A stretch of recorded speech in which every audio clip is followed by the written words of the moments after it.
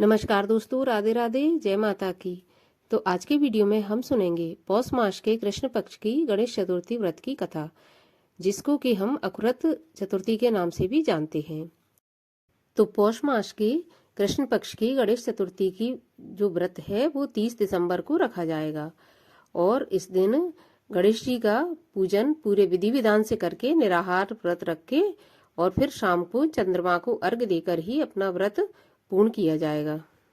गणेश चतुर्थी का व्रत करने से हमें सारी सुख संपन्नता और संतान प्राप्ति, इसके अलावा संतान के खुशहाल जीवन की कामना से यह व्रत किया जाता है। तो आइए अब सुनते हैं व्रत की कथा। एक समय की बात है, पार्वती जी ने पूछा, हे पुत्र, पौष में कौन से गणेश की पूजा किस तरह से करनी चाहिए और उस दिन क्या भोजन करना चाहिए, उसे आप संक्षेप में बतलाइए।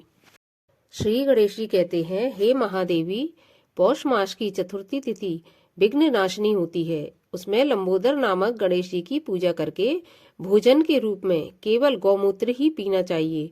व्रती को पूर्वोक्त विधि से पूजन करना चाहिए, अर्थात दिन भर शांत भाव से निराहार रहकर व्रत करें।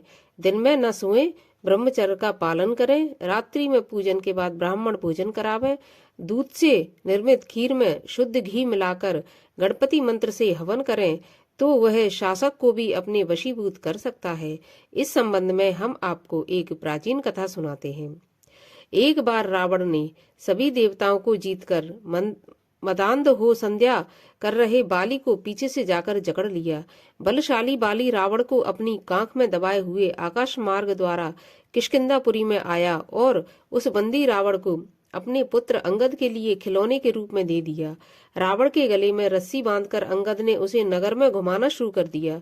विश्व विजयी रावण की ऐसी हालत देखकर सभी नागरिक वासियों ने अट्टहास किया। जनता कहने लगी, अरे देखो तो सही, ये विश्व विजेता रावण आज राजकुमार द्वारा सड़कों पर घुमाया जा रहा है। पुरवासियों की बात से रावण बहुत ही लज्जित होकर सांसें लेने लगा। उसका घमंड चूर हो गया था। उसने अपने नाना पुलस्त मुनि का स्मरण किया। अपने नाती की दीन पुकार से मुनि को आश्चर्य हुआ कि उसके नाती की ऐसी दशा क्यों हुई। अत्यंत गर्व करने से देव, दानव, मनुष्य आदि सभी का पतन अवश्यंभावी हो जाता है। रावण के समीप आकर मुनि ने पूछा, तुमने मुझे क्यों याद किया? रावण ने कहा, हे नाना जी, देवताओं को जीतने के कारण गर्व करने से मेरी यह दुर्गति हुई है। मैंने संध्या करते हुए एक वानर राज को देखा। पश्चिमी महासागर के तट पर मैंने उसे पीछे से पकड़ने की चेष्टा की, लेकिन मैं ही उसके द्वारा पकड़ लिया गया। मुझे उसने यहाँ लाकर गले में रस्सी बांधकर अपने लड़के को खेलने को दे दिया।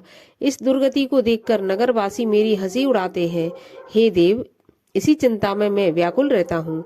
रस्सी से बंधे रहने के कारण मैं अशक्त हो गया हूँ। हे नाथ, अब मैं क्या करूं? मेरे जैसा आपके वंश में कोई दूसरा कुल कलंकी नहीं है। अब आप ही मेरी रक्षा कर सकते हैं।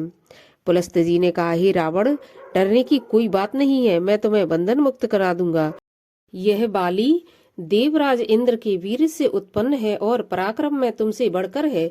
इसकी मृत्यु महाराज दशरथ के पुत्र श्री राम जी के हाथों से होगी। हे राक्षस राज, यदि तुम बाली के बंधन से छूटना चाहते हो तो मेरी बात मानकर संकट नाशक गणेश जी का व्रत करो। प्राचीन काल में वृत्तासुर की हत्या के प्राश्चित स्वरूप इंद्र ने इस व्रत को किया था, अतः तुम भी इस संकट नाशक व्रत को करो। बहुत शीघ्र ही तुम्हारा कलेश दूर होगा। इस प्रकार आदेश देकर ब्रह्म ऋषि वन में चले गए और इधर रावण ने व्रत का अनुष्ठान किया। हे देवी, इस व्रत के प्रभाव से रावण तत्काल ही बंधन रहित हो गया और सुखपूर्वक अपना राज्य करने लगा। भगवान श्री कृष्ण कहते हैं कि हे युधिष्ठिर, आप भी इस व्रत को कीजिए। इस व्रत के प्रभाव से समर में समस्त शत्रुओं का संहार करके आप अपने उत्तम राज्य को प्राप्त करेंगे। श्री कृष्ण जी की बात सुनकर युधिष्ठिर ने विधि पूर्वक पौष कृष्ण चतुर्थी का व्रत किया और इस व्रत के प्रभाव से उन्होंने अपने राज्य को पुनः प्राप्त कर लिया।